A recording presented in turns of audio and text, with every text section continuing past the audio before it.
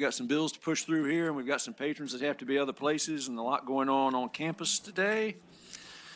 Let me, at the outset, we'll do a little housekeeping. I want to announce we're going to do all our charter bills, of which we have 11 so far at least, or at last count we have 11. Oh, I'm sorry, yeah, call the roll. Good idea. Let us know you're here.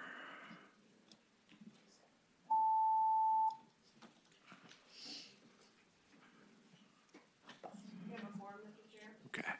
All right, so we're going to run the charter bills again, of which we had last count 11. It may be more than that by now. We're going to run them through a subcommittee, which Senator Spruill has graciously allowed he would chair, and he'll set a time for that.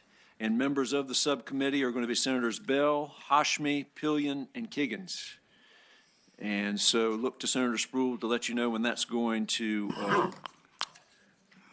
take place. Mr. Chairman? Yes, sir, Senator Spruill. Those bills will be taken up next Monday immediately after this meeting. Okay. All right, next Monday immediately after this. Yes, sir. Okay. Thank you, Senator Spruill. Additional housekeeping, I have Senate Bill 796, and I would like to strike that bill. So Senator Howell moves. Second. And Senator Stanley or Senator Hanger seconds that Senate Bill 796 be stricken. All in favor? Aye. You're in my seat. And Senator Lucas has Senate Bill 351, which she has indicated to me she would also like stricken. So I would so move, and Senator Stanley seconds. 351. All right.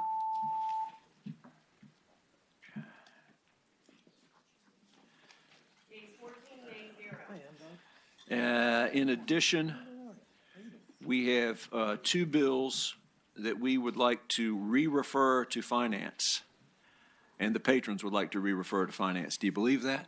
How often does that happen? It's a new day at the Capitol. It's a new day. New day.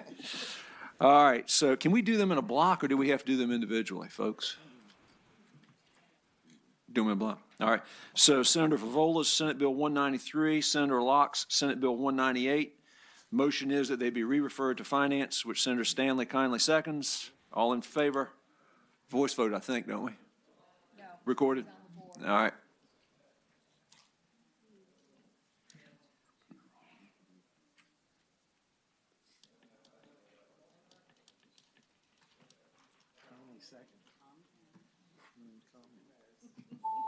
There we go. Okay. All right, they're gone. All right. Now, we've also got, we'll start with the bills before us. We've got Senator Morrissey is going to go first because he is double booked this morning, and he has a bill before us. And so, Senator Morrissey. Mr. Chairman? Yes. If I may, I'd like to take Senate Bill 869 by for the day. We're trying to get everybody on the same sheet of music on that. Okay, 869 by for the day without objection. Do we need a vote on that, or can we just take it by? All right. Thank you, Mr. Chairman. She's by for the day. All right, Senator Morrissey. Thank you, Mr. Chairman. Mr. Chairman, with regard to Senate Bill 803, the crucial language is contained on lines 20 and 20 to 24 and 76 to 87. Here is the gist of this legislation. This legislation would prevent either the staffing or the funding of a Commonwealth Attorney's Office to be based on the number of charges brought or the number of convictions obtained. Here's what, let me just drill down to the problem. In some jurisdictions where they're trying to get more assistant Commonwealth attorneys or more funding for the office, they realize, okay, if I have more charges here, then I can facilitate getting more staffing or funding. So instead of 2 charges on a bad check, they'll say, well, there's 24 checks out there, let's do 48 charges. We should never have funding or staffing concerns based on the number of convictions or the number of charges. It drills down to that. And unless you have any questions, I'll take my leave and go back across the street. Mr. Chairman. Yeah, Senator Donovan. Senator Morrissey, I'm sorry I didn't have a chance to talk with you about this before but was with constituents. Is there any chance you'd consider taking this by for the week? I have some Commonwealth attorneys that wanted to speak with you before we pursued this. It just helped to find some common language on this bill. Would that be acceptable? Actually, Senator Donovan, let me pose a different question, which would have the same result. Why is this bill in local government? That's not my, Since you're in courts, would you like it in courts? oh, yeah, that would be good. Move to re-refer. Yeah. Second? That's fine. And Senator Donovan, I'm happy to meet with the folk that you would like me to reach. Okay. All right, thank you again for the We courtesy need a of vote calling on me that, I first. guess, don't we? Made a motion, we need a second. Yeah, I have a second. Done. Okay. Thanks again. Good bill. Next up, we have Senator Locke. Do you want to? Thank you, Mr. Chairman. I have Senate Bill 941. This bill comes at the request of York County. And York County supports legislation to provide authority for any local government board or commission to follow the same procedures as set forth for boards of supervisors and planning commissions regarding the continuation of meetings and rescheduling of advertised public hearings when the chairman determines that weather or other conditions would make travel hazardous. State law allows boards of supervisors and planning commissions to establish an alternate meeting date like the following week or whatever they put in their bylaws for public hearings in the event of an emergency like bad weather. Other local bodies that have public hearings, such as the Chesapeake Bay, wetlands, and EDAs, do not have that right. They simply want to allow those bodies to be able to do the same thing. Okay. Anybody here to speak in favor of the bill? Nobody? Anybody opposed to the bill? Questions from the committee for the patron? All in favor?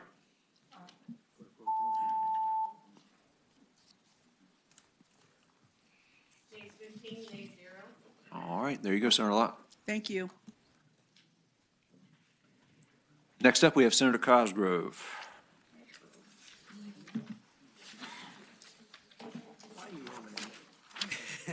Good morning, Mr. Chairman, members of the committee. Mr. Chairman, I have Senate Bill 360, and I believe that Mr. Berry has an amendment he would like to put on that bill. Okay.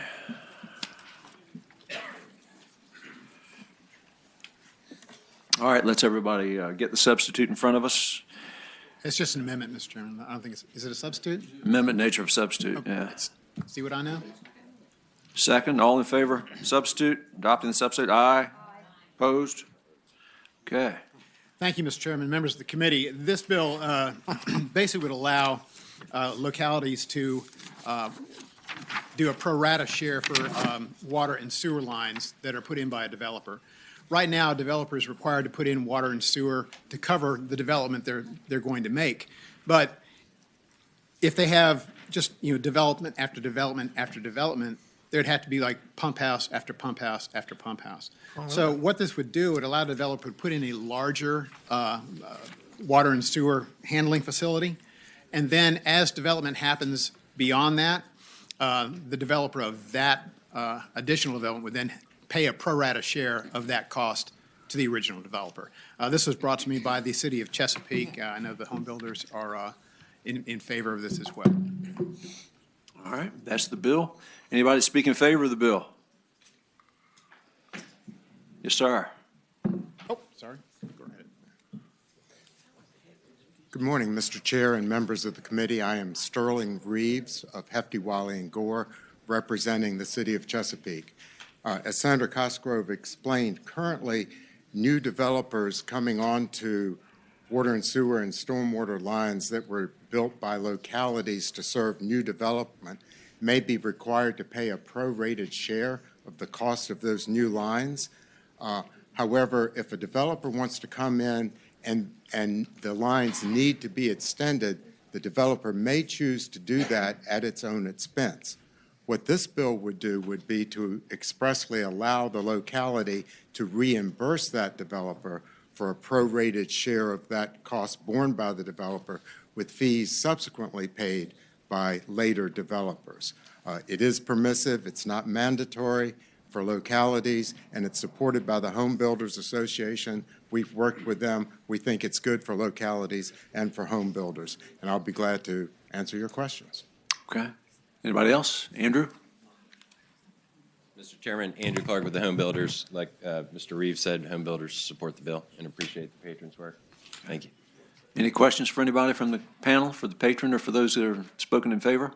Mr. Anybody? Chairman, I'm sorry, Senator Sproul. on behalf of Chesapeake, I move the report. I'd second. Well, let's see if there's anybody against it, just on the off chance. I know it's hard to believe, but there may be somebody who's against it. Anybody out there against the bill? Mr. Chairman, All right, Senator McPike. I'm not going to slow down the train. Just one question on lines 54 through 55. David, can I have The capacity fee reimbursement, just what that might be. I'm familiar with, I've done developments where I've had to install brand-new water lines, and I have to bear all that cost up front. It might be 90, 100,000. As others tap into that, then I get a reimbursement check. So this is a similar structure that water systems use. Is that correct, Senator? That's correct, sir. Yes, sir. In this case, what is the capacity fee reimbursement that's described on line 54 to 55? I will defer if you don't mind. Sure. Thank you. Mr. Chair, Senator McPike, there are two different forms in which these payments may come from subsequent developers. One would be the prorated share program that's been instituted pursuant under the subdivision ordinance pursuant to paragraph A. In addition to that, most localities collect, as you know, a capacity fee for each home that is developed on a water and sewer system. So what the bill seeks would be for the locality to have the authority to reimburse from either one of those two pots to the developer who extends the lines at its own expense. A follow-up question, Mr. Chairman. Yep, Senator McPike. So the developer in this case, say, I've developed 50 homes. I've done 50 new capacity fee expenditures or tap fees or whatever the locality is charging for the sanitary portions of this project. What would be the future reimbursement if I've done it of a per unit, or is it based on the sizing of the capacity and not per unit that you're describing? The reimbursement that the developer would be eligible to receive would be the total cost that it paid for the utility line extension, less the percentage of that cost that is attributable to that specific development. So if you were to develop a parcel of property and extend the water line and your development uses 1/4 of the capacity of that line, you would be eligible for reimbursement for the remaining 3/4 of that capacity. Okay, follow up, Mr. Chairman. Thank you, Mr. Chairman. Just to further, because I get the previous words in the sentence in terms of the pro rata reimbursement for the connection and capacity.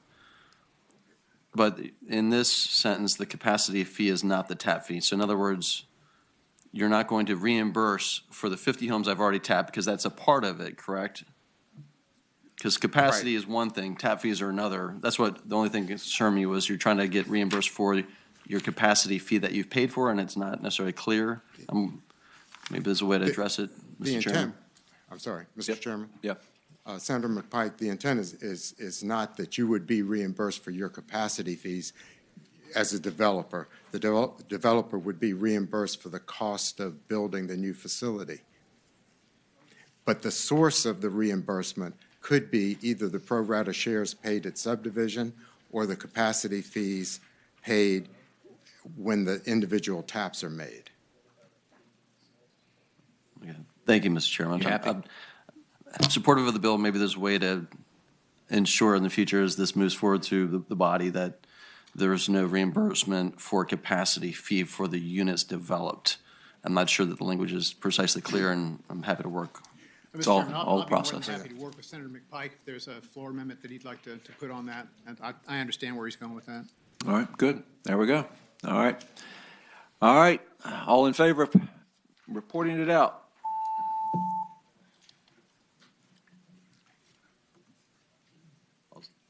I'm just adding it to flag it. That's fine. Okay. All part of a process. All right, there we Thank go. you, Mr. Chairman and Thanks, members Senator of the committee. Cosgrove. Yep, Senator Sproul.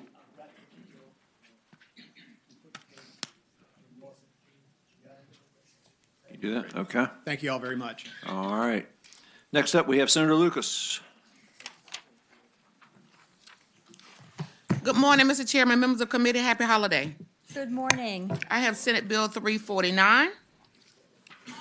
Mr. Chairman, as currently drafted, Virginia Code Section 15.1-2-1517 expresses authorities to a local government as its options to provide life, health, and accident insurance to its employees of municipal boards, commissions, agencies, and authorities. There's no provision in statute, however, that provides or express authority for a locality to extend these benefits to the same employees after they retire. In contrast, the statute does expressly allow a locality to provide these benefits to its retired officers and retired employees, as well as to retired constitutional officers and their retired employees. The proposed amendment would allow optional local authority to extend group life, accident, and health insurance benefit to retired employees of boards, commissions, agencies, or authorities created or controlled by such locality, and retired employees of boards, commissions, agencies, or authorities that are the political subdivision of the Commonwealth and work in close cooperation with such localities. Optional authority to extend benefits to certain retirees is desirable so that local governments may continue benefits upon retirement to eligible employees for purposes of employee recruitment and retention. This legislation would also resolve a fairness issue. Retired or municipal commissions and other designated political subdivisions will have access to the same insurance benefits as municipal employees. All right, Senator Lucas. Anybody speak in favor of Senator Lucas's bill? Yes, Thank you. sir. Good morning, Mr. Chair and members. Sterling Reeves, Hefty, Wiley, and Gore, representing the great city of Chesapeake, and which supports this bill, obviously, and I'll be glad to answer any questions that you might have. Okay. Anybody wants to speak against the bill? Oh, I'm sorry. Do you have a question? I do have a question. All right, Senator Favola. On line 23, it says, the body of any locality may provide for its retired officers and retired employees, including employees of boards. I was wondering why you didn't add the word including retired employees of boards, or do you actually mean current employees of the boards?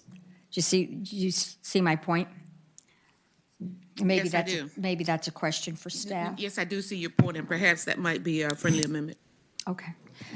Then I would add, I will ask staff, our general counsel. I want to make sure I'm interpreting this correctly. If we're looking for retired employees, is there value in adding clarification on line 23 after including the word retired employees? Yes. Got that too. Yeah, Mr. Chair, that makes sense to me. All right. So we have an amendment offer. Could you restate, Senator Favola, what your amendment is again? So everybody's clear? On line 23, after the word including, I would add the word retired employees. That is my motion. All right.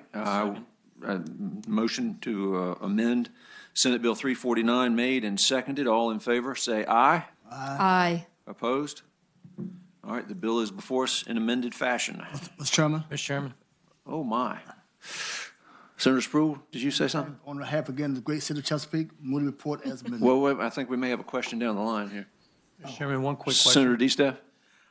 Mr. Chairman, Senator Lucas, are you, on this, when we say boards, commissions, agencies, or authorities, are we referring to part-time employees as well? So like you've got a board of water control or a planning board or different things like that?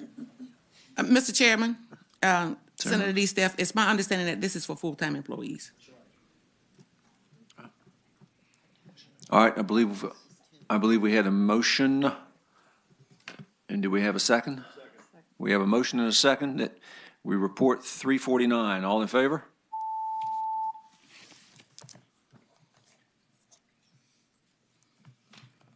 Nays 14, nays 0, abstention 1. All right.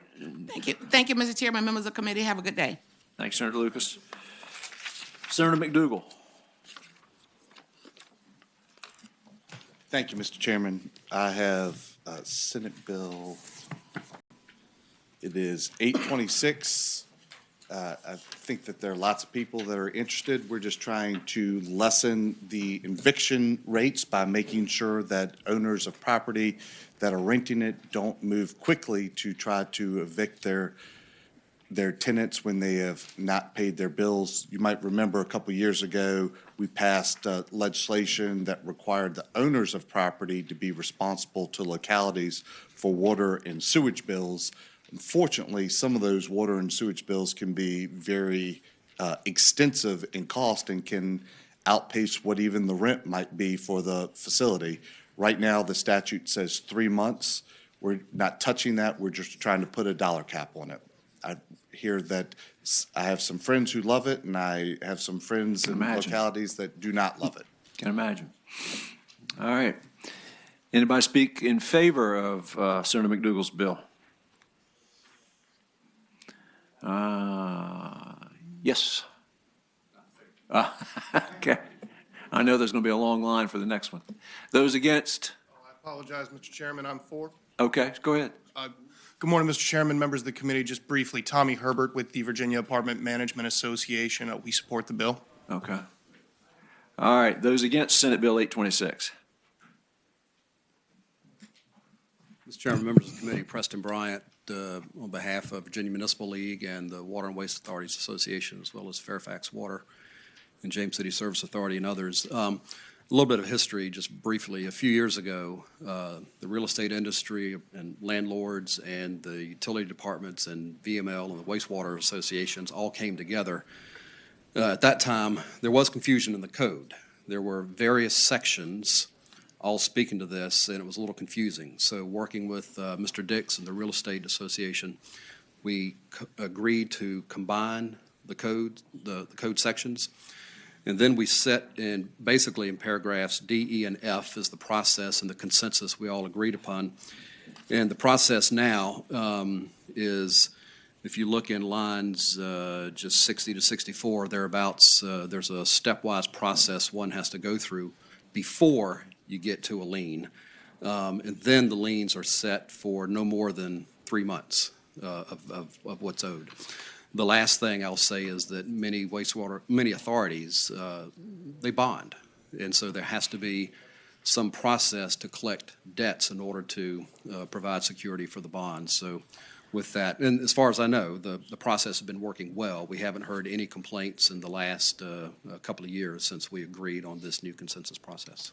All right. Thank you. Next. Mr. Chairman, Joe Lurch with the Virginia Association of Counties. Just to say that we agree with the points raised by Mr. Bryant. Just point out also that in code, these service authorities, they need to have a set way to come up with fair and reasonable rates. And they also have to follow a process before they even get to the lien stage. So those are our concerns. Thank you. No, in opposition. No, it does not support the bill. Sorry. Questions for the patron or for anybody else who's spoken? Mr. Chairman, if there's no additional questions, I'll just summarize. I do think this, and Mr. Bryant and I, we couldn't coalesce about our memories, whether it was 2 years ago, 1 year ago, that this process went into place. So prior to that, there was no lien that was placed on the owner of the property. This does not change the process that's in place, but it does cap the amount. So if you have a tenant that decides that they want to go and turn the water on and leave it running for a month, when the landlord is not there and doesn't have any ability to control that landlord is not going to be out an excessive amount of money. This does not change the bonding process for the locality or the service facility because they were able to bond before this went into place, and most of these were before. But this does make sure that when a landlord is looking at what their options are, whether they move for a warrant in debt or for a warrant of possession of the property, which is what would evict the individual, that they know what their exposure is on to something that they did not run up, a bill that they did not run up. And so it might make them take a little longer time before they go to get that warrant in debt or that warrant for possession. Mr. Chairman, Senator Sproul. question to the patron. Yep. What happened if it's not where someone left the water on, but a tenant that's left and he has a water bill, sewer bill of $425? But so he didn't intentionally leave it on, he just left, and that the outstanding debt's there, and it's over 200. What happened then? Mr. Chairman, it would be just the way that it was for if that tenant didn't pay the bill for 6 months. The remainder of that will be on the authority. So this is, Mr. Chairman, answer to Senator Sproul's question. These bills are not in the name of the landlord, they're in the name of somebody else. So the landlord doesn't know what that bill is delinquent or not at the time because it's not in their name. So, Mr. Chairman, it's just, I have had constituents come to my office and frequently, and that's the reason we put in the bill, because they came to us a lot. It's not a lawyer's bill, is it? Mr. Chairman, I don't think. So what I if don't it think is? so. Thank you, sir. So I would probably be fighting more vociferously if it was, Senator Sproul. Mr. Chairman? Yeah. Senator McPike? Oh, Senator Bell, sorry. I get you too confused. He's my twin, what can I say? Yeah, Younger twin. Mr. Chairman, a question. Granted, the bill wouldn't be forgiven because it would still be owed by the tenant. Is that correct? Mr. Chairman, yes. So this is what the landlord is responsible for. And again, the bill is not in the name of the landlord. We have said by statute, if the bill is not paid by the tenant, then we're going to, and it's not collected from the tenant, then we're going to move to the landlord to collect it. This is just capping that exposure. We picked $200, but any number could be selected, but we were trying to, as the authorities like to have some certainty in how much money they're going to get, we're trying to create some certainty from the landlord in knowing what their exposure is going to be because they don't have access to those bills. Mr. Chairman, one other question. Yep, Senator Bell. You have any idea how much liability is out there for the authorities? So how much would go?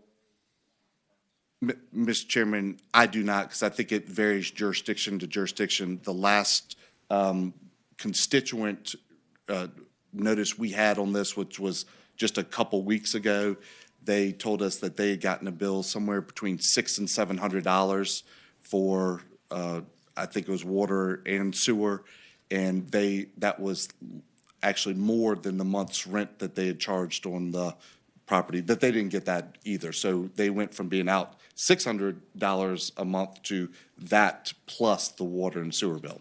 So we're just trying to put a cap on them. Senator Stanley. Senator McDougal, and the other thing is if they don't pay the bill, they don't get water back on for the next tenant. Is that correct? Correct. So they do have to pay. The landlord does have to pay. Right.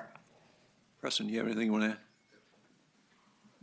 I just want to make sure you understand, it is capped. It's capped at no more than 3 months. So there is a cap.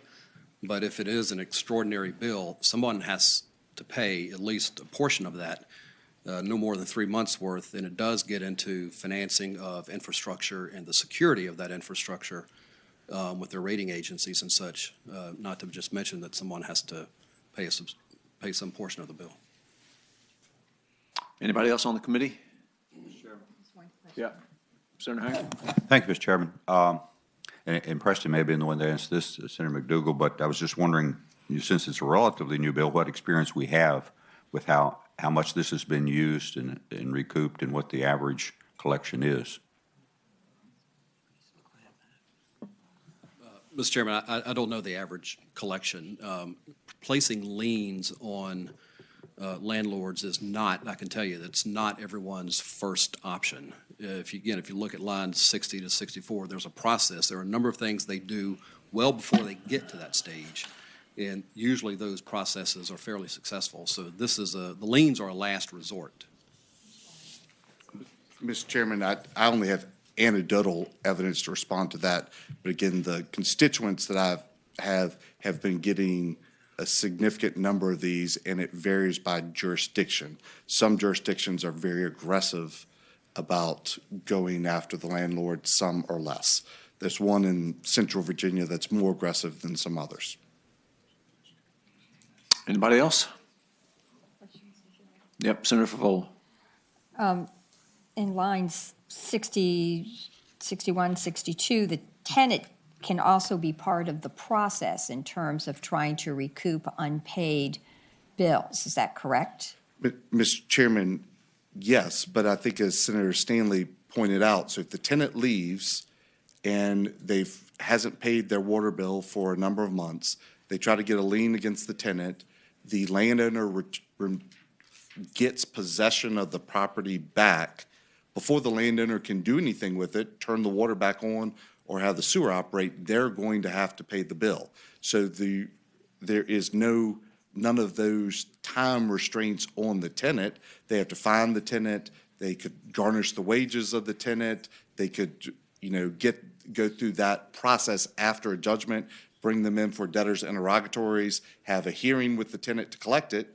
Or if you're the locality, it's a lot easier to put the lien on the landlord because they can't do anything. They can't clean the property. They can't re-rent it. They can't use it themselves unless they pay the bill. So that is true. There is a process for the tenant, but once they do not pay, the landlord is going to have to come up with the money if they want to be able to keep the property in good regard or to use it again. Follow-up question, Mr. Senator Chairman. Favola.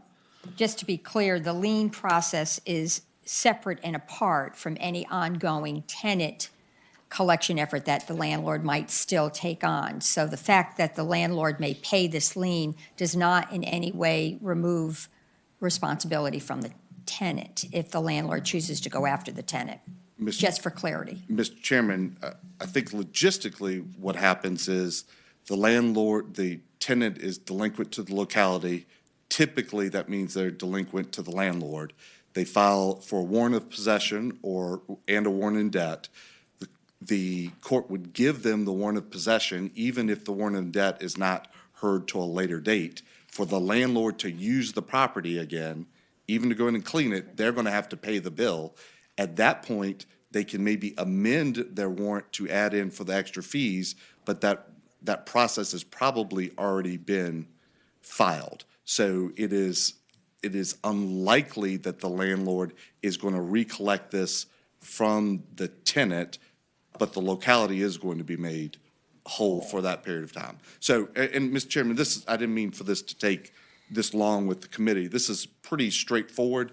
The locality has in place a cap on their liability. So their liability is 3 months. If you don't pay your bill for 3 months, we know that we're going to get paid.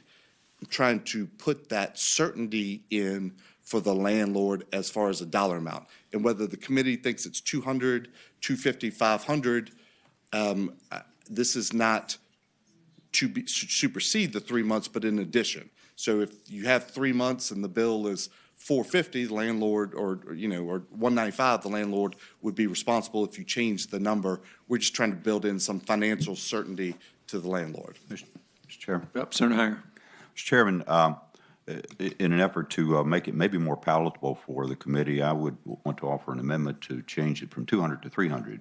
It's just an average, maybe $100 a month, something like that. All right, Senator Hanger's put an amendment. Do we have a second on the amendment? Second. All right, all in favor of the amendment, say aye. Aye. Opposed? Nay. 1 nay. All right, the amendment's adopted. Bill is amended. Before us, do we have a motion on the amended bill? Move to report. Second. Motion to report, all in favor?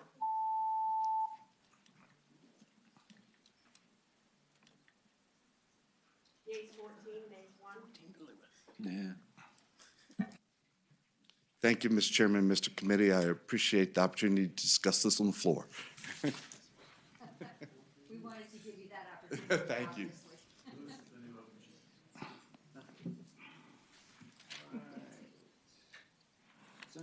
Senator Chafin.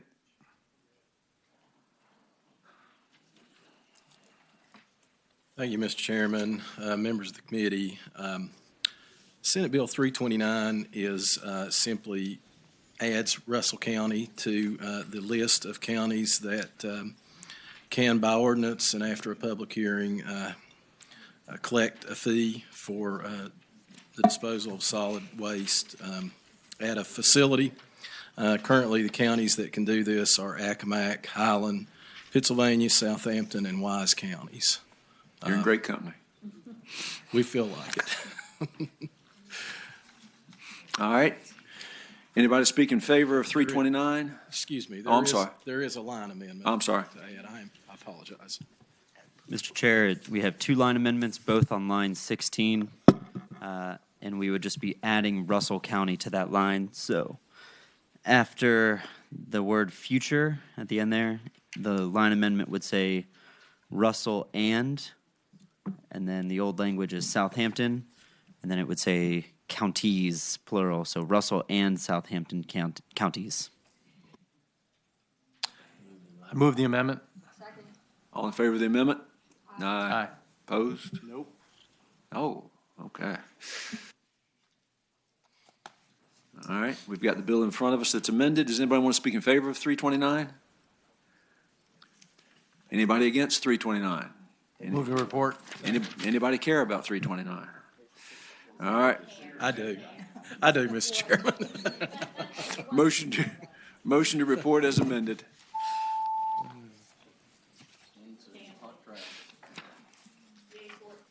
No pay for poop. Mr. Chairman, I'll be happy to talk about solid waste on the floor. See who we have here who is not, Devin? I'm trying to think who we can get out of here faster. No, not you. Definitely not you.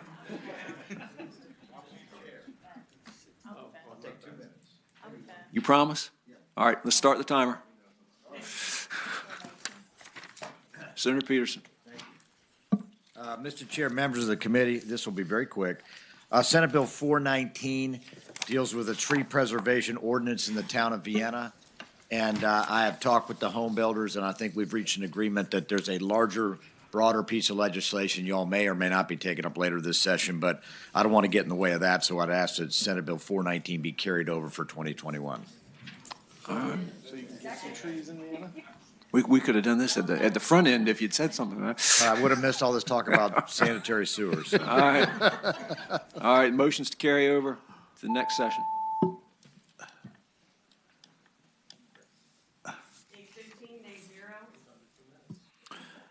All right, Senator Suderline, I saw him here. Is he gone? Oh, that was a mistake. Okay. All right, Senator Eben.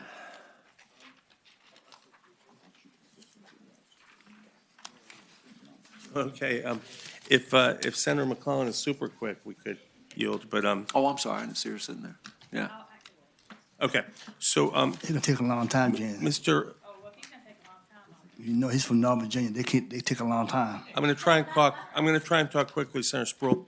SB 839 is for worker protection agreements under the special exception zoning process. Hey, Senator Eben, Senator, I hate to interrupt you, but I'm just looking at Senator McClellan's bill. I think it will take about Well, 30 seconds, right? Let's go ahead and take our Let's first. just, because you might be here, you might be there for a while. Thank you, Mr. Chair. I have Senate Bill 726. What this does is currently on the Richmond Metropolitan Transportation Authority Board, each locality has 5 members. For the city of Richmond, all 5 of its members are appointed by the mayor and approved by council. Council would like to have one of those members be appointed by the president of council and be a council member. They would like a voice on that board, and the mayor's office is fine with that. I'm not aware of any opposition. It does not change any other localities' membership. Move to report. Second. Well, let's just go through the niceties and see. Anybody in favor of 726?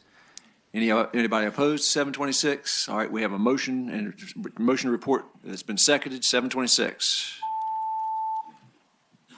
All right, Senator McClellan. Thank you, Mr. Chair. All right, Senator Eben, you're back up. Okay. So this was Senate Bill 839, and has to do with worker protection agreements in just a few localities with special exception zoning. And what it does is it gives these localities the ability to require developers to enter into agreements requiring protections for workers using their land use process of special exception zoning on projects, only on limited projects. This is not for everywhere in Arlington or Alexandria. It's on particularly dense projects, they could include publicly available hiring standards, wage theft protections, which is particularly important, requirements of timely payment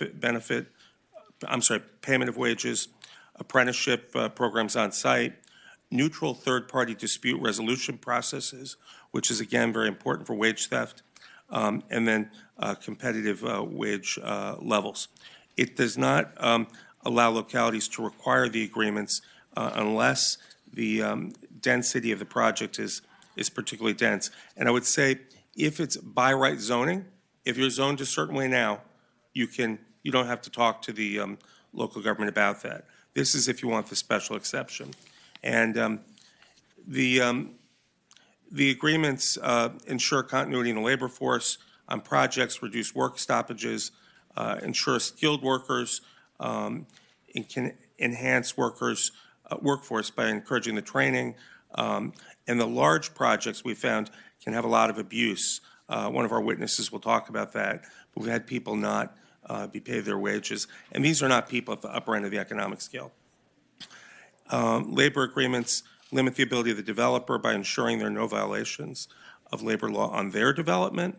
When I first found out about this sort of thing in 2004 in Roslyn and Arlington, there was a building that asbestos workers were remediating, and there were workers who weren't paid. Their checks were bounced on Christmas Eve. This kind of a bill would say the locality could require certain protections, dispute resolutions, along with the other things I mentioned. And I have two witnesses. Sure.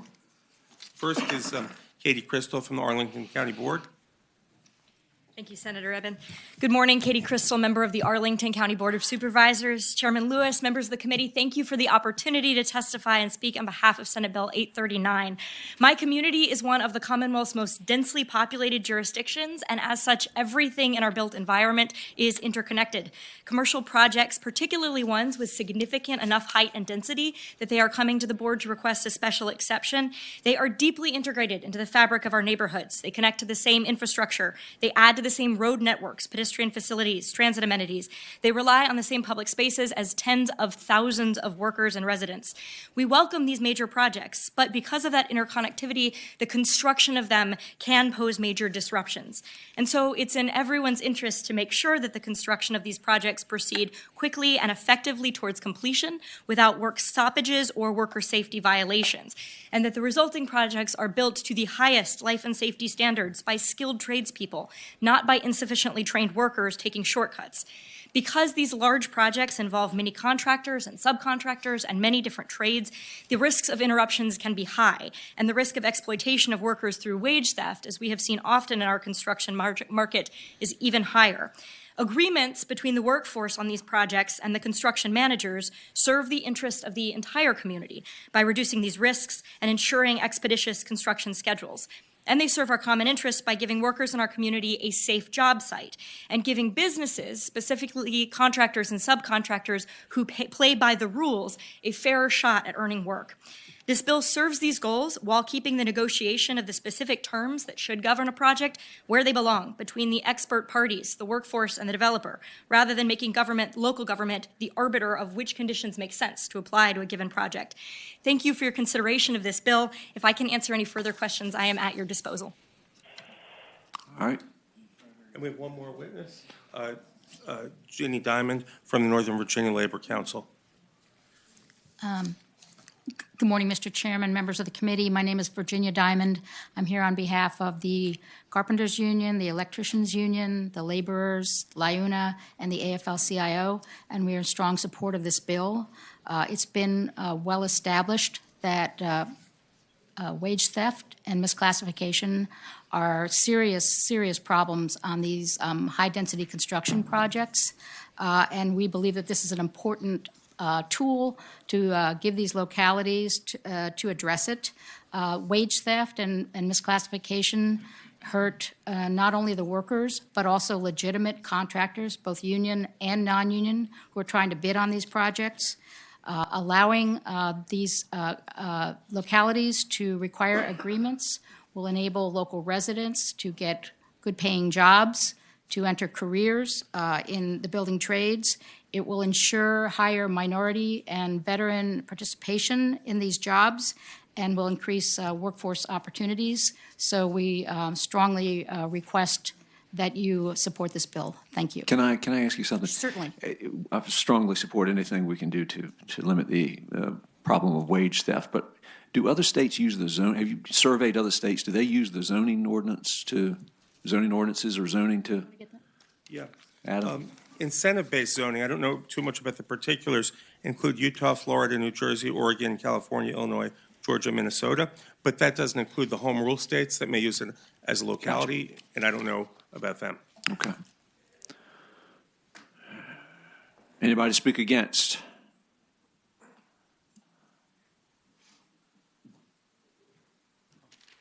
Mr. Chairman, members of the committee, Phil Abraham, representing the Virginia Association for Commercial Real Estate. We represent the commercial, industrial, and office developers in Northern Virginia, Hampton Roads, and the greater Richmond areas. Our members strongly oppose Senate Bill 839 because it represents a fundamental change in Virginia's land use and zoning laws. These laws are intended to govern the impact of proposed development on existing and future facilities, the appropriate uses of land, the impacts on our transportation and environment, and affordable housing, among others. SB 839 has nothing to do with the fundamental purposes of zoning. Instead, it would allow the zoning process statewide to become a forum for establishment of a patchwork quilt of labor and employment policies, not only varying from locality to locality, but particularly concerning from project to project. The inconsistent application of these policies between projects is certainly to give rise to litigation. These types of things usually aren't allowed in Virginia under the zoning laws. The issues that are proposed to be addressed by this bill are important. Don't get me wrong on that. But we just don't believe the land use process is the appropriate place to address these concerns, and particularly on a case-by-case basis through the special exception process. If the General Assembly wants to establish requirements for contractors regarding competitive wages, use of apprenticeships, we have no objection to doing so, but it should be done through the normal process, not through the land use process. The land use process is already complex and time-consuming enough. Please don't inject these issues into it. We appreciate your opposition to this bill. Thank you. Mr. Chairman, Andrew Clark with the Home Builders Association of Virginia. I agree with Mr. Abraham's comments and would just like to clarify that this would apply not only to the county, but I think many other localities that are using the special exception process, and really focuses on what I would consider, I think a lot of people would consider not necessarily a dense project. A 1.0 floor area ratio could be a 3-story or a 2-story building depending on the lot size. So I think it has a pretty significant impact and also would set I think an interesting precedent for zoning ordinances across the state. Would appreciate your opposition. Thank you. Senator Howe. I have a question for you. Yes, ma'am. Is not I believe so, and I think to Mr. Abraham's point would really, I think, open up the zoning ordinance to something that it really wasn't intended to be. It was supposed to focus on the use of land and heights and other things, kind of just making sure there's orderly development in the Commonwealth, and would step into really employment and labor laws. So yes, I believe it's optional for the local government, but from a precedent standpoint would open the door to things that our industry would be particularly concerned about. Mr. Chairman? Yep. Senator Howe. Just to say, in dense areas such as Tyson's, Arlington, Reston, I'm talking about my district. Yep. This is, I think, a very important piece of legislation. Yes, ma'am. Understood. Mr. Chairman, Senator Donovan. I'm just sorry. I'll wait till you're open for comments. Member of the Arlington Board, could I ask you a question? Going back to the wage theft issue, which I guess is the gravamen of that's the most important thing this legislation seeks to accomplish, is protection against which. I mean, we're going to have a bunch of legislation come through here, likely pass, on wage theft. I mean, have you all looked at those? Is that? So I can say that we're strongly supportive of those pieces of legislation as a way of protecting some of the abuses that we've seen in our own community. I would say that these potential agreements with the workforce can be broader than just wage theft, and that's why we'd support them. The nexus with land use, again, is that these projects do have an impact on the infrastructure, the transit, the transportation, the roadways, the water, sewer, and so we want to make sure that they proceed effectively. One of the biggest reasons for work stoppages often are strikes, which may be about issues of wage theft, but they may also be about other working conditions, safety on site, which can be another source of stoppages as well. So there are a number of other provisions that may be part of these agreements that beyond just the wage theft piece. Okay, thank you. Senator Donovan, do you have a question? Mr. Chairman, it occurs to me as I look at this that we have two different areas of great concern for Virginia. One is to make sure that people who are employed don't have their wages stolen. But on the other side of that, we have the issue of affordable housing. And Northern Virginia is one of the most expensive areas for affordable housing. And by providing more processes that is harder to get the developments for affordable housing in place, and the expense of that additional process and the issues that we're delineating here, I really think we need to be very careful that the unintended consequences of this are not more affordable housing, and I'm convinced that they would be more unaffordable housing. Sir Evan, you want to say something? Yeah, I wanted to just address that. These workers, when their wages are not just stolen, but when they're underpaid, they can't afford to live there. Arlington has one of the most aggressive affordable housing payment policies in Northern Virginia. The money that we put up there from Amazon, the county's contributed a lot. The county has a lot of nonprofits dealing with affordable housing. It's by no means a solved problem, but if we make it so that these projects are less fair, it's going to be harder for workers to afford to live there. And I don't know if there's anything you want to add, or you got it? I appreciate that very much, Senator. I would add only exactly as the Senator indicated, Senator Sturtevant, agree very much. This has been one of our biggest issues in our community is the affordable housing. But the challenge that we have is that the gap between market rate housing and the wages that workers make is enormous. And so without dedicated, committed affordable housing in Arlington County, workers who are on these construction projects can't afford market rate housing at all. Mr. Chairman, if I may follow up. Senator Donovan, sure. Yes. So I understand the problem. I'm suggesting that this is not the right solution to solve the problem, and that going into the zoning code, when we're talking to the two entities that are going to be basically picking up the fees and the costs of this process, that maybe we need to dial back to the problem, get together with the stakeholders and find a way to better solve the problem without causing additional problems that we would rather not have in Virginia. Mr. Chairman. Who is that? Senator Steph. Mr. Chairman, I understand the importance of the zoning laws and regulations after serving 8.5 years on city government, and I understand labor law. And I think what we're doing is we're mixing zoning, which should be in front of this committee, with a labor law issue, which should be in front of Commerce and Labor. The concern I have is when you combine the two, and the unintended consequences on this are you're going to drive up the cost of building.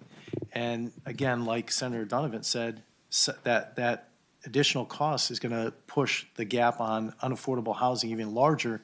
But more importantly, we're local governments, and on zoning law, we shouldn't be getting into labor law. That should be under Commerce and Labor. That's my concern with this, Mr. Chairman. Senator Favola. Thank you, Mr. Chairman. I guess I would say, and maybe the patron of the bill can comment, or certainly you may comment as well, Katie. This is just another tool in the toolbox, and what I think the patron is saying to us is that a building a contractual agreement with the builder of a project that may be required on behalf of the local board of supervisors actually then enables the developer, the contractor, the construction managers, as well as the local government, to have some monitoring role, I guess, if you will, in the goals that we all want to achieve. I know the bills that are going through the process now on ensuring that fair wages are paid and that there's not wage theft have very weak enforcement tools. This is a tool that local government can use and use effectively because there are many permitting steps that must be achieved before a project is actually up and running. So I view this as something that allows local governments, which they are balancing affordable housing. They have to keep workers in their districts. They have to ensure that their emergency workers can get to the district for fire and police. They've got those pressures. They know better than anyone how important it is to keep a diverse workforce housed in their county. And they also know how important it is to ensure that the workers working in their counties actually can make a living wage and don't suffer from wage theft. I think this is a creative and necessary convergence of values that may be able to be monitored through this project agreement. So I am going to support the bill, but I will wait until the appropriate time. Senator Donovan? Follow up. The concept and the value of the Dillon Rule is that we have predictable business agreements across many localities which intersect. The localities that we have now are somewhat artificial lines because people are moving between those localities, and certainly so are businesses. And one of the major issues that is making actually building affordable housing more affordable is that there are differences in the localities in the permitting process that you have to go through. We are thwarting successful affordable housing in Virginia by making a patchwork of laws that relate to the permitting process. And I'm asserting this now in case this goes through, but this is a bad decision. This is a bad way to solve this problem. And we need to look at all aspects of the consequences of this bill before we go forward, because we're deluding ourselves if we think this is solving one problem and not creating a multitude of others. May I address that, Mr. Chair? Sure. This is limited to a very dense area, which is different than some others. And in response to Mr. Abraham's comment about making this ability to sue for use all over the Commonwealth, I'd be perfectly happy limiting it to be, for clarity, to in-planning District 8, to the county manager form of government, which is Arlington, city manager form of government, which I believe is what Alexandria is called, and whatever the population bracket is for Fairfax. We're talking about very large developments. And the other thing is, right now it says 1.0 to 225 units per acre. If you want to change that to 4, perhaps Councilor Katie could explain what that is. I think that means the equivalent of on an acre for 1 acre boxes on top of each other with no side yard or side space, which of course doesn't happen, so it makes it even taller.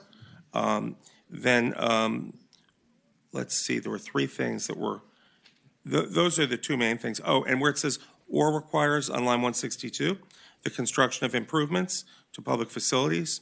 If you want to make it an and, I think that would be even more limiting. Mr. Chairman. Senator McPike. Question of the patron. Isn't it true that these deal with conditions which you're increasing the value of the land involves through additional density above what's based and allowable under the current approved comp plan or small area plan? Yeah, I mean, that's true. So there's increased value is what's at stake, essentially. And I would underscore it. And in fact, it allows for more housing. If you were to say there's whatever the density is what you can build right now, and then you can build it much more significantly, that allows for more housing. Follow-up question, Mr. Chairman. If it's a house. Isn't it true, Senator, that in fact our current zoning contemplates many different community values that I think the committee is contemplating here, but for instance, we do green building requirements, we do other requirements because we were actually adding value to the property and this landowner in these propositions. And in fact, in that process, we work out the small area plan and community values through that process so city council can build the community support for that increased density and therefore increased value to the property owner. Isn't that true? It's true, whether these buildings are office buildings or whether they're condos or apartments. It's very true. All right, thank you, Mr. Chairman. Mr. Chairman? Senator Howe. I wonder if I could ask you or staff what the what the implication would be should an amendment be agreed to make it Planning District 8? Would that require a supermajority? I'm sure that if it were limited to Arlington, it would require one. Well, Mr. Chair, I'd never like to promise what would constitute special legislation, but generally that is up to the Speaker. And in this situation, if we make it Planning District 8, because it applies to a limited number of localities, there's a good chance that it would be special legislation. And I've been told that the other localities do not use the special exemption process. Ms. Crystal could speak better to that, but that was a concern we'd heard, but we're not aware of any in the Commonwealth using that form of zoning. Is that right? That's correct. So most jurisdictions in the Commonwealth use conditional or proffer zoning for their site planning process. Arlington, Alexandria are relatively unique in using our special exception site plan form of zoning for large-scale commercial development of this type. Anybody else? Questions from the committee? I've got a question for either Mr. Clark or Mr. Abraham. You all can come up. So Senator Eben, in answer to my question, had a whole list of states that have used this method of attacking wage theft and other labor-related issues. I mean, do we do anything like that currently in Virginia code with the zoning process that you all are aware of? Mr. Chairman, Andrew Clark with the Home Builders Association. I'm not aware of that. I know that individual projects, I think some actually in the city of Richmond will negotiate, I guess, community benefit agreements, but those are typically done outside of a zoning ordinance and not narrowly prescribed in the zoning ordinance. And I also would comment that the special exception process is, as I understand it, not unique to the county. Just a quick search, Richmond, Suffolk. I mean, there are other localities that consider variances, special exceptions, special use plans, and special use permits and things like that. So I think the implication is much broader than just Northern Virginia. Senator Eben, can I ask you a question? Sure. So, and you and I have talked about this, so I don't want to sandbag you with this, but my only concern is the process by which wage theft. I mean, we've got some good wage theft legislation working its way through the system, and I haven't surveyed all those bills. I think Senator Favola said they weren't perhaps that strong in the enforcement stand, but I don't know. I'm sure you may even have a better handle on that than I do. I mean, they're not. I haven't looked at all of them. I have one of them, and this, in addition, it doesn't specify. It just says wage theft protections, prompt payment, and dispute resolution. And I'm trying to recall my other bill. I'm only, my head only holds so much this early, although it's not too early. But this requires a little bit more than that. And this is, as Senator Favola said, I think, a tool for localities to use only on things that are larger than what they could already do by right. This is only for things that they could not already develop. Senator Favola. Maybe this is a question for not only the patron, but Andrew Clark. I don't know if you still remember, Mr. Clark, how much fun we had when I was working on the proffer bill over my holiday weekend last year. I remember, yeah. But But when we spoke to many home builders across the Commonwealth, and it's really important to note that when home builders are going for special exceptions, the counties expect there to be a negotiation process. The counties are aware of the fiscal impact that might be placed on a developer when certain requests are being made. And the developers are very clear about how much additional density or benefit or building envelope they need to meet those requests. So this is not going to be a situation where developers will be financially disadvantaged. This could be a situation where additional housing, affordable housing is provided, along with a number of other benefits that all of us here at the dais would view as advantageous. Do you have a comment? Yes, I do. Mr. Clark? And I'll echo the remarks of Mr. Abraham. These are really important issues that clearly have to get worked on and addressed locally and at the state level. So I'm not trying to discredit that or put that aside.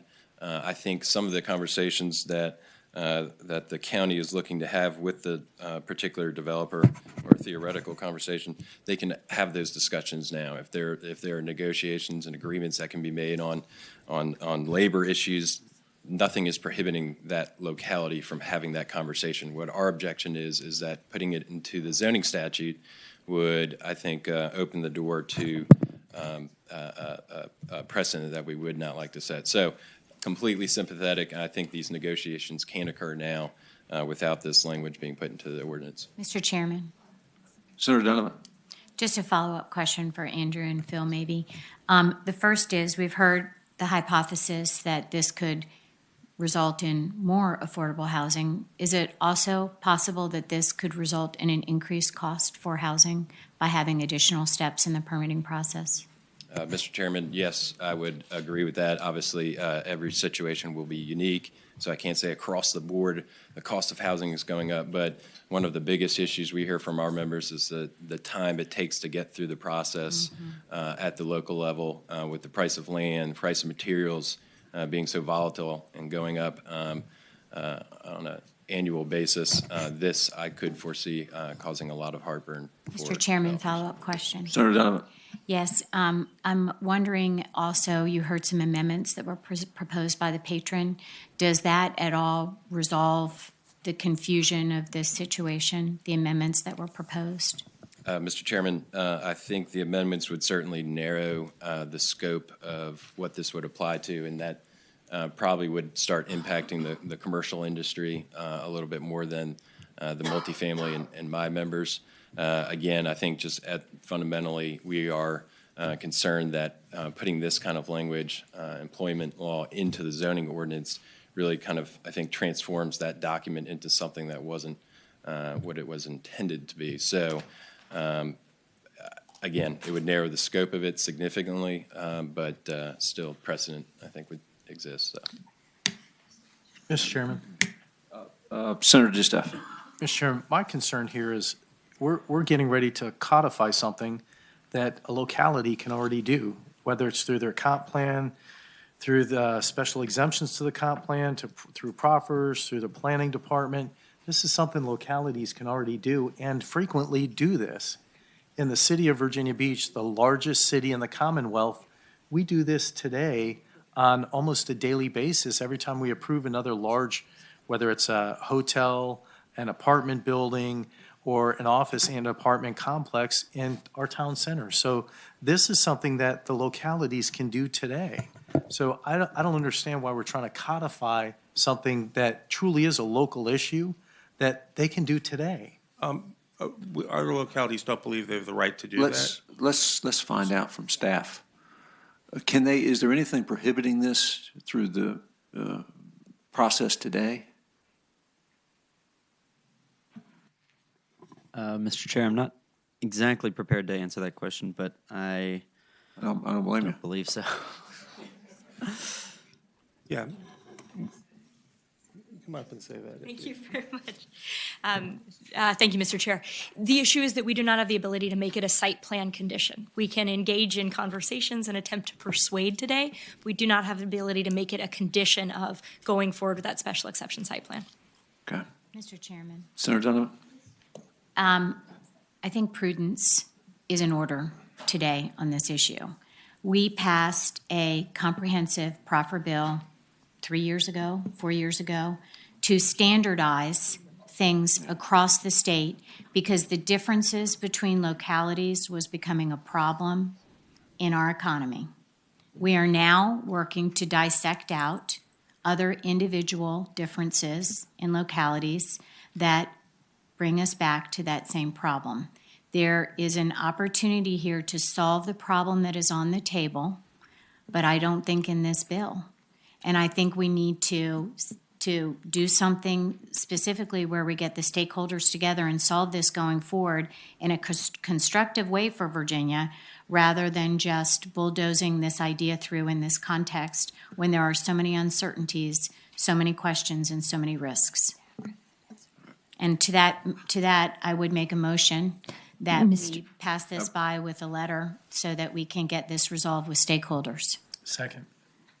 Mr. Chairman, I have a substitute motion. And I apologize, I didn't speak to the patron in advance, but my motion would be to pass it by for the week and you can close public comment and ask the patron to work with the stakeholders to tighten this up. And then if we still have problems, perhaps we then refer it to another vehicle or the Housing Commission. But this is such an important issue. I would like to give the stakeholders a week to work on this and see if we can possibly narrow it. And that's a substitute motion. And that is a great substitute motion.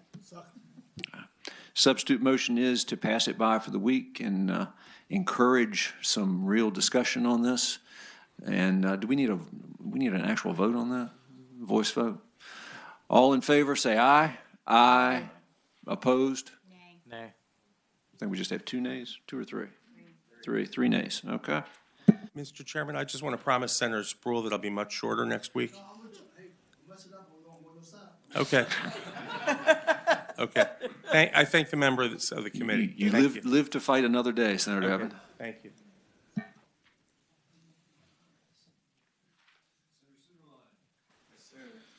You could have been out of here 45 minutes ago if you.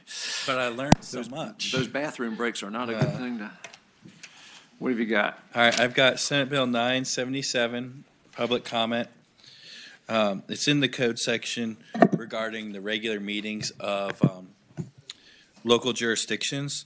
And if you look down at line 37, what it's adding to that is the governing body shall provide members of the general public with the opportunity for public comment during at least half of the regular meetings held each fiscal year.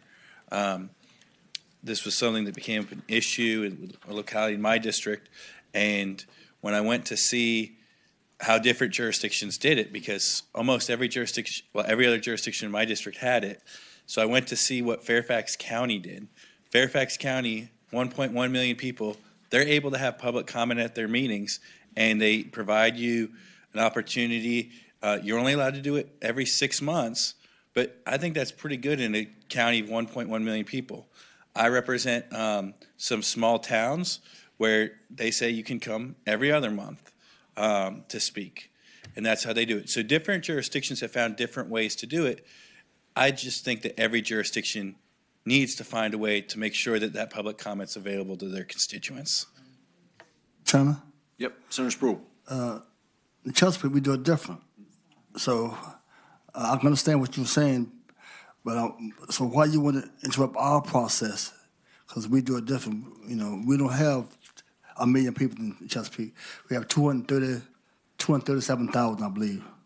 And what we do it different, and the public, they expect us to, if every meeting they want to have comments, we do it. So if that process works very well in our city, and we're satisfied with the community wants, then this would this interrupt the way we do it in Chesapeake? No, sir. So I actually went to the primary jurisdiction of every member of this board to make sure that, you know, because I wasn't going to go through all 200 plus, but I went through lots of counties, lots of cities, and I went through every member of this board, and I believe everyone's would comply with this.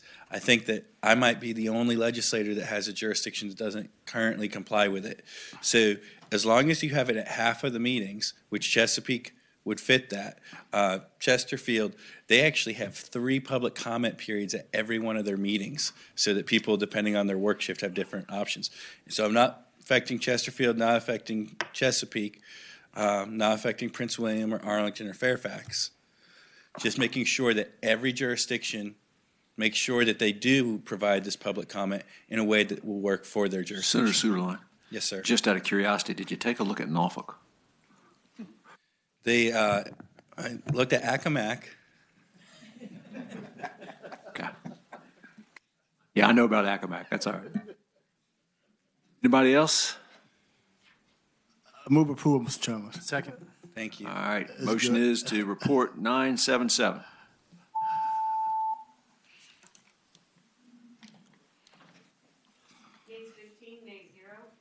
I did. We're out of here. Thank you very much. Now, Vol 4. Senator Surville. You want to talk about shopping carts for another hour? Mr. Chairman, did I hear a motion to adjourn? Yeah.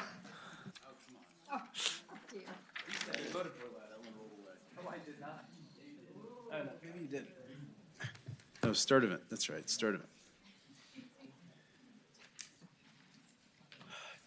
Did you hand out my materials?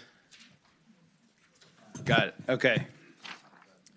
Thank you, Mr. Chairman. This is a bill that you all saw last year. It passed this full Senate 2119 on a bipartisan basis. It basically relates to local government authority in Northern Virginia to regulate or the shopping carts. There is a series of line amendments I hope we can make. Some other jurisdictions have asked to be part of the bill.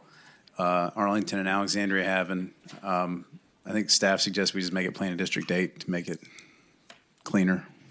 All right, is that the amendment we have? Yeah. Somebody want to offer, move that amendment that we make? So moved. Moved and seconded that we make it Planning District 8. All in favor, say aye. Aye. Opposed? Okay. Thank you, Mr. Chairman. So just so you all have some context, I prepared this presentation I prepared actually about 4 years ago with some modifications, but the first page here just shows you the situation that we're dealing with in part of my district. You can see there's this 800-unit trailer park surrounded by Costco, Walmart, and a whole bunch of other retailers, and there's a creek that runs alongside of all that and eventually runs out by George Washington's house, Mount Vernon. And we've had a real problem with in this particular vicinity with a lot of people taking shopping carts and pushing them home and then leaving them on the street. And then eventually these carts often end up in the drainage ditches, and then as soon as it rains, they end up going into the creek.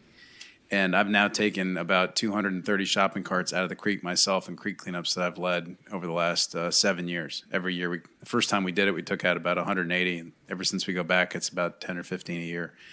But you have some pictures here. You can see the volume of trash that we encounter every single time we go to clean up this creek. The problem with the carts is they get down in the creek, they roll over, they fall down, then they start embedding themselves in the creek bed. They create these big shopping cart dams. They're really good at capturing leaves and bottles and trash and just creating massive trash piles. When I started asking, another thing I just want to point out is that my legislation became more popular. Some other areas of the county heard about it. There's a big problem in Springfield. Some people, and there's this letter from the Springfield Civic Association on here. When Arlington and Alexandria heard about my bill, they wanted to be part of it because they have problems in Arlington and Alexandria. And when I started talking with the retail merchants about how to deal with it, they noted for me that Virginia Beach has a program where they notify property owners that there's a loose cart, and they have 48 hours to come and get it, and if they don't, they're fined or they're levied the cleanup costs. The reason Virginia Beach can do it and nobody else can is because it's in their charter. And so what we're seeking to do here with this legislation is give that type of power to other jurisdictions besides Virginia Beach. There's another thing here where just to get a sense of the cost. Before I started doing my creek cleanups, Fairfax County paid about $70,000 or $65,000 to people to clean up the trash in this creek because it's just a continuing, constant problem. If I wasn't having these volunteers do it, taxpayers would pay for it. And the basic concept of the bill is that a locality, once they find or locate a shopping cart, they could give the owner of the cart notice that the loose cart is there. The owner would have a period of time to come get it. If they don't get it, then the county could assess them the cost for cleaning it up. Mr. Chairman, Senator Sproul. two Yep. questions for the person. The first one, in Virginia Beach, it's a charter. So are you trying to make this a charter bill just for your area? With the amendment you just approved, it would apply to all the jurisdictions in Plan District 8, which is basically Prince William County, Loudoun County, in towards Washington, D.C. So it's about, 7 jurisdictions, I think. The second question, Mr. Chairman. Yeah, Mr. Then, Senator Sproul. let's say if I was living in North Virginia, 10 years from now, I may move up there, and there's a cart in front of my house that someone left in front of my house, then am I responsible for that, being charged for that? No, if say for example it's a Safeway cart, you'd have to have the county would come out, see it, and then send a notice to Safeway that's a Safeway cart in front of Senator Sproul's house. And if Safeway didn't come get it within 2 weeks or within 10 days or whatever the time period is, then they could assess Safeway the cost of cleaning it up. Well, thank you. Mr. Chairman, Senator DeStef.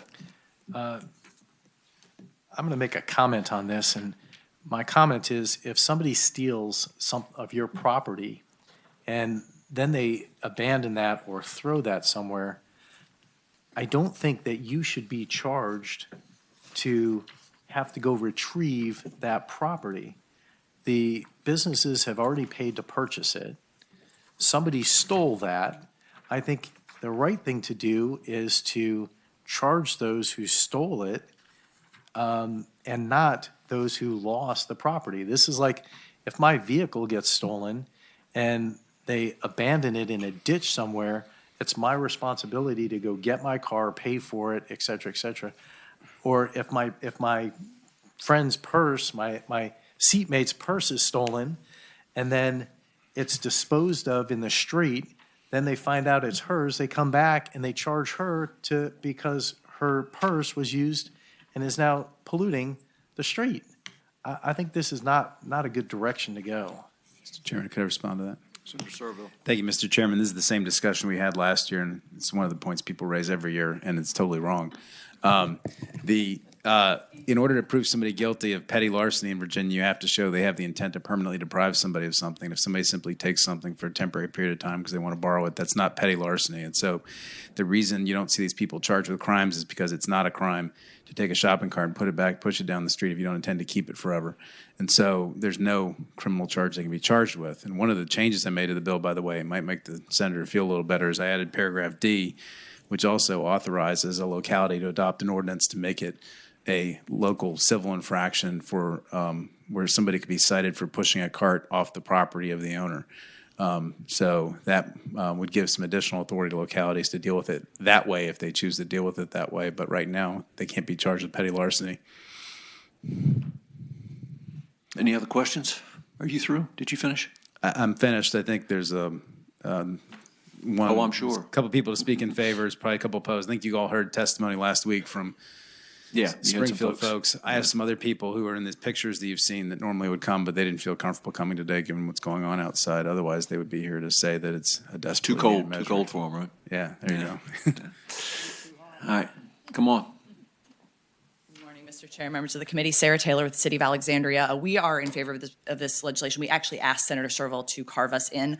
For us, we actually don't have. We are hopeful we will never have to charge someone with this and apply this to a business. What we hope is that this is a tool in our toolbox where we can encourage businesses to better manage the carts on their property, to geofence them, to keep them from being able to be taken off the property, rather than having use that as the carrot rather than the stick. So we're grateful to the senator for carving us in, and hopefully you'll support the legislation. I'm just curious, and I'm sure I've asked this question over the many times this thing's been up, but have you all engaged with the big box shops in dialogue, and they just give you the back of their hand, or what's the result of that? Sort of. First of all, in the pictures you saw, probably about half of those carts are Walmart. Walmart eventually wrote a check to a charity in my district to sort of make up for there's so many we took 100 of their carts out of the creek. And then they eventually installed a a geofencing system on their property. However, they stopped buying the carts with the little brakes in them, so it doesn't exactly work. When they built the Costco, I wrote Costco a letter and asked them to install a geofencing system. They refused to. They said their customers would never do such a thing. And of course, I've taken about 20 Costco carts out since. I asked the Board of Supervisors if they would proffer a cart control system. They refused to do it.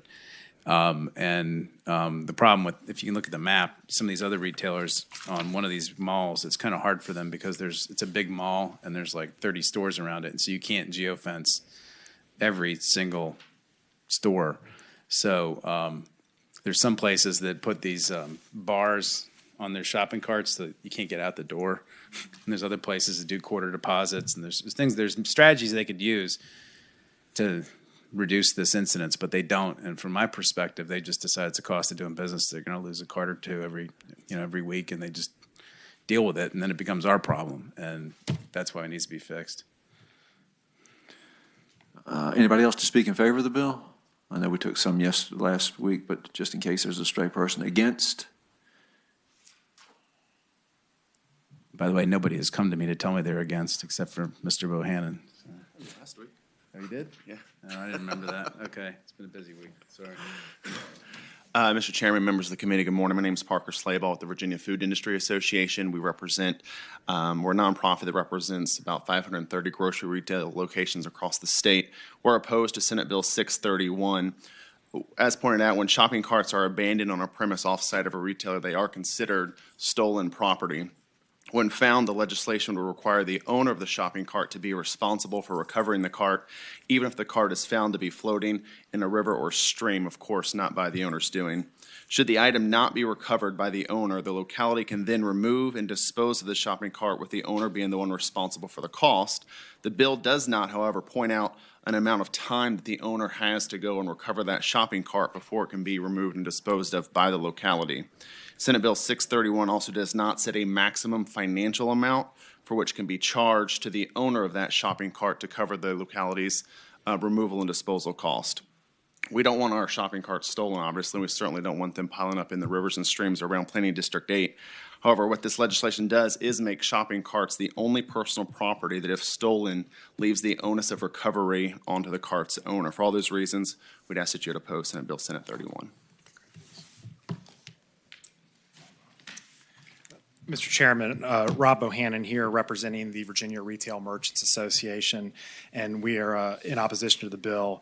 One point that came up that Senator Steff made about, we're basically penalizing someone who's had something taken from them. The section of the code that it references dealing with removal of shopping carts, it's a Class 3 misdemeanor to remove a shopping cart from the premises of a shopping center. So it is in fact a crime to do that.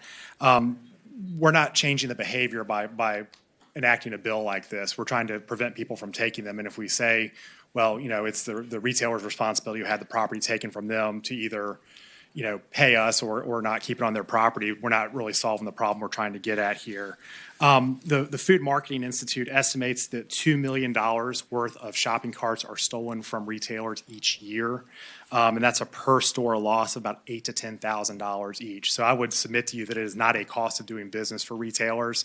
Many retailers operate on very small margins, and $8,000 to $10,000 is a substantial amount of money to just give away per year.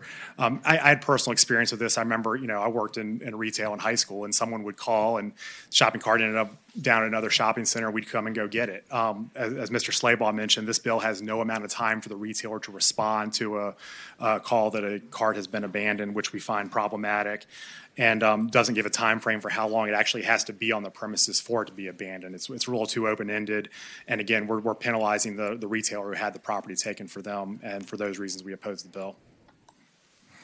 Next. My name is Michael Imprevento. I'm speaking as an individual citizen and resident of the city of Virginia Beach. From the common sense standpoint, I'd like to remind the members of the dais that Virginia has long had a public policy of not penalizing people for third-party criminal action. And this is prevalent in a lot of Supreme Court cases as well. And that's what this would be, is to make somebody responsible for third-party criminal activity. And I would strongly disagree with the notion that taking a piece of property with a significant value and removing it and abandoning it is not evidence of petty larceny. I think it's a clear criminal act. And I believe that this bill is misdirected, and I respectfully urge opposition to it. Yes, sir. Good morning, thank you. My name is Brian Luciano. I am a master police officer from Virginia Beach, and I am also president of the police union. I did not intend at all to speak on this issue at all, but I just wanted to clarify something. I'm probably the only person in this room to actually charge someone with stealing a shopping cart and get a conviction. So in my opinion and my experience, it is a crime to remove a shopping cart and not return it, and I believe that abandoning it shows the intent of depriving it from its owner for its purposes. So that's all I have to say. This guy would get you off of that, though. Mr. Chairman? And also, to be fair, it was probably a decade ago, but. Mr. Chairman? Senator Sproul. Question to the patient. I'm looking at, I don't see that one thing that once you notify the Sanport or Walmart about these, I don't see where you get them a time limit. So I've been notified that my carts are in the creek, what have you. But damn it, how much time do I have to go and get them out? That would be up to the locality to set, but we could, of course, put a maximum or a minimum time period in the bill if that was something the committee was worried about giving the locality the authority over. Second question, Mr. Chairman. Yep. And so once the locality will give me a time to do that, then if I don't meet that requirement as far as time limit of getting those out, then there's not in here a set what you're going to charge me. So I'll say, you gave me notice, thank you, so I'm not going to pay you no mind. So it doesn't have a limit, and I'll tell the gentleman a couple things. Number one is, the cost to remove one of these things is variable. The gentleman you heard from last week in Springfield just tweeted a video of 10 carts he took a video of on his way to work this morning to make sure we saw it. And picking up carts on the street, not a big deal. But when one of these things gets in the creek. Mr. Chairman, that was not my question. My question is that I'm the store owner and you have notified me and I refuse to heed to that notice and come get it. So, and the localities, like you said, have it. So I refuse to do that. So now, okay, well, you got 6 or 7 carts. I don't have time to mess with those. And you have notified me. And so now I can be fined. So what would be the fine? Who decide on how much you can charge them? Well, it would be up to the locality to either set a fine scale or to assess the cost of removing the carts. And so my point is, say, for example, there was like 3 carts on the side of the road, and the locality sent somebody to pick them up, and it took them 2 hours to do it. They would charge them either some set fine or the cost that it took the employees to go do it. However, as I was starting to say, when one of these things gets in the creek, in my experience, it takes 3 men with a chain winch about an hour to get, maybe even sometimes an hour and a half to get one of these things out when it's buried into the ground. Because you have to tie it up to a tree and you got to haul it out 1 inch at a time. You got to get a bunch of shovels. Then you got to carry it out of the woods. And it takes a lot of time. And that's why the county had to pay $70,000 to clean this creek up once, because it's very time consuming. And that's why we need to try and nip this problem in the bud early. Thanks, Chairman. Mr. Chairman? Yes, Senator Bell. Question on this. It seems like there's some similarities with this and what's happened with scooters. People rent those, they kind of abandon, leave them. And I know some of the localities have had, or companies have had, like where you get a reward system bringing them back. Is there any kind of a best practice with that as another form of mitigation versus the mitigations that can be installed there? And is this in line with that, is my question. Well, I would say to the senator that this would certainly incentivize the retailers to come up with systems like that. I mean, for example, they could pay somebody to go and gather them up and bring them back rather than getting cited for them repeatedly. I know there's plenty of people in my district would probably be happy to go around picking up carts if they got paid money for it. But like I said, at Aldi, they typically have put a quarter in to get the cart, you put a quarter in when you give it back. There's some systems like that some retailers use.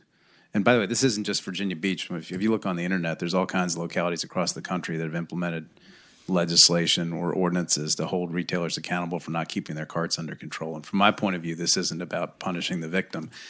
Retailers could take steps to keep this from happening. They just choose not to do it. And this would, I think, if a locality wants to do something, would give them some options. And as I said, if you're concerned about the people taking them, I also drafted this year to give authority to locality to fine somebody up to $500 for taking a cart off the property. So that's in there too, if they want to go that direction.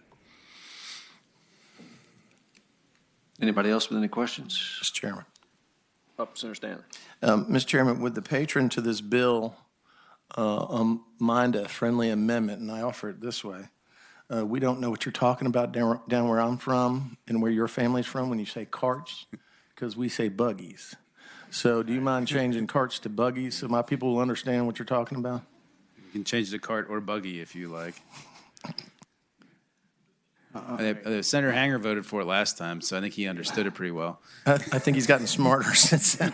Mr. Chairman, had my proxy. Oh, okay. And we were the two that voted for it. Okay.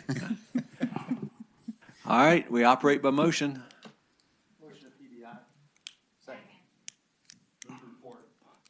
Well, that, you got to characterize Second. that a little differently. Substitute motion. Substitute motion was. substitute motion to approve. To report it. Okay. All right. All in favor of reporting? Aye or nay, whatever.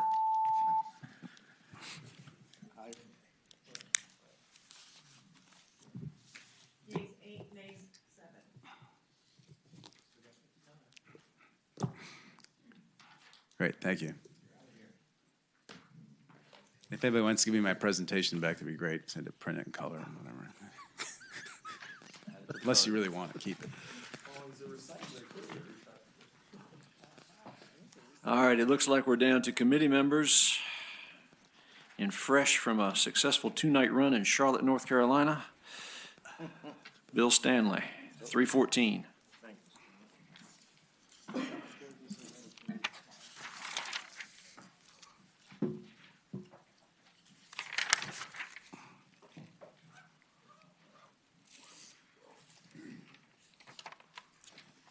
Good morning, Mr. Chairman, members of the committee. Senate Bill 314. Senator Stanley, is this a wall bill? It's a wall bill. What is it with you guys in walls? Do you have a, we like them. Just We think they have asking. a purpose. Just asking. Yeah, it's, you guys like them too now from what I can see outside in the Capitol. Mr. Chairman, this bill has actually been before this committee before and received overwhelming support. This arises out of a specific instance in the Harrisonburg area, or in Stanton, over a masonry wall that was built in the front yard of a home in North Augusta. In 2006, when this family was redoing a house, and the problem is the house and its location, and there was a noise issue. And this family went to that, to the city government agency, or the county government agency, and asked that they put a retaining wall around the front part of their house. And there was a hedgerow that was taller than what the fence would have been. And those in charge said, sure, you can do it because it's, doesn't violate any zoning ordinance. Just it has to be behind the hedgerow. So they went and did it. Well, then some 3 years, 4 years later, all of a sudden they say that's the wrong thing. You got to take it down. And then they've been involved in enormous litigation. The Supreme Court just reversed. But this bill simply just takes out an existing piece of what is already in the code that allows for, basically, and you'll see it's under II, that the grandfathered wall shall not be subject to removal solely due to a non-conformity in any instance where, and they have certain things in under 2, the property owner was informed by a local official that such wall would comply with the zoning ordinance. And what it takes out is a required no permit, and the structure would comply. So what we're saying is that when a member of local government gives their word to a homeowner, and that homeowner, using their rights as a property owner, erects a wall in compliance with what exactly they said at the time was right, then you got to leave it up. And they shouldn't have to take it down. It's amazing that we're even here discussing something like this when we're when we're doing this, but this certainly came from one of my constituents, Senator Obenshain. So therefore, that's the bill, Mr. Mr. Chairman, Senator Sproul. now, you talk about grandfather, something's already there. Let me use it for an example to make sure. South Norfolk was a city before it merged with Norfolk County, became Chesapeake. And in South Norfolk right now, you will have a store next to a residential house. You have a pet shop, a wood shop. All that happened before it became a city. But in South Norfolk, the Chesapeake ordinance now says you're grandfathered in. But if you remove that store or want to build it brand new, you cannot put it back. So my question to you is this: if this wall is already there, it stays. But if you tear it down, then can the city say you cannot rebuild it back new? Mr. Chairman, I'd answer the gentleman, my friend, by saying you've got it exactly right. It has to be grandfathered. That does not change in the amendments that I'm trying to make in Senate Bill 314. So if they do tear down the wall, then they can't build it back up. Thank you. Usually in those kind of instances. I got a lawyer. Don't mess it up now. All right. You Anybody can else? repair it, but when it's gone, it's gone. Anybody else? Anybody want to speak in favor of 314? Anybody want to speak against 314? Second. All right, motion to report, 314. Somebody, hey, yeah, I can do it. I'm sorry. Case 13, Nay 0, abstention 2. Not again, McPike. All right. Thank you, Mr. Chairman. Next up, we have Senator McPike, 383. You all can present from up here. You don't have to go down there, whichever you prefer. All right, Mr. Chairman. Senate Bill 383, there's a substitute.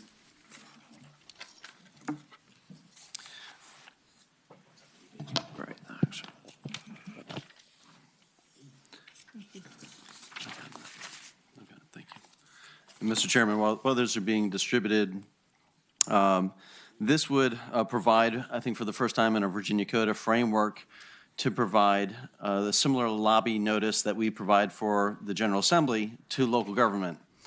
This provides a framework for someone who is compensated to represent or advocate for issues for local government to file with the local clerk.